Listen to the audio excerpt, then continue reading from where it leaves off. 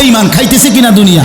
তো আল্লাহ তাআলা বলে কুলু ওয়া তামাত্তাউ কালিলান, এই নাফরমান কিছু সময়ের জন্য দুনিয়ার মধ্যে খা, ভোগ কর, ইন্নাকুম মুজরিমুন, কিন্তু মনে রাখিস তুই কিন্তু নাফরমান, তুই কিন্তু পাপী, আমি কিন্তু তোরে ছাড়বো না।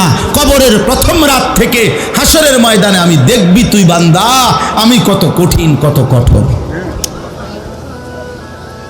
তোরে আমি দেখাবো। ভাত খাইতে লইছে খাও,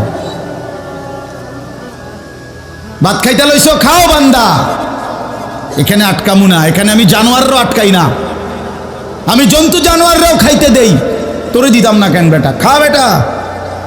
কিন্তু ইন্নাকুম মুজরিমুন, মনে রাখো 7টা বাজে নাস্তা করতে বসছো, আল্লাহ যেন ডাক দিয়ে বলে বেঈমান খা, ঠিক আছে নাস্তা, কিন্তু মনে রাখিস ফজরের নামাজ পড়স নাই, আমি হিসাব রাখছি।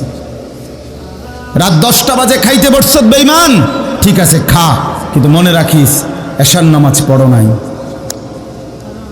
ঘর করলা, ফার্নিচার বানাইলা, ঠিক আছে থাকো, তো মনে রাখো এগুলো সুদের টাকা, এগুলা কাস্টমারের ঠকাইয়া মিথ্যা বইলা ওজনে কম দিয়া ওই টাকা আমি জানি, আমি বান্দা দেখব। ওয়াইলুন ইয়াউমাইযিল লিল মুকাদ্দিবিন, আবার বলতেছে আল্লাহ মিথ্যাবাদী নাফরমান তোমাদের জন্য বড় বেশি দুর্ভোগ, লাঞ্ছনা, আযাব তোমাদের জন্য, আযাব।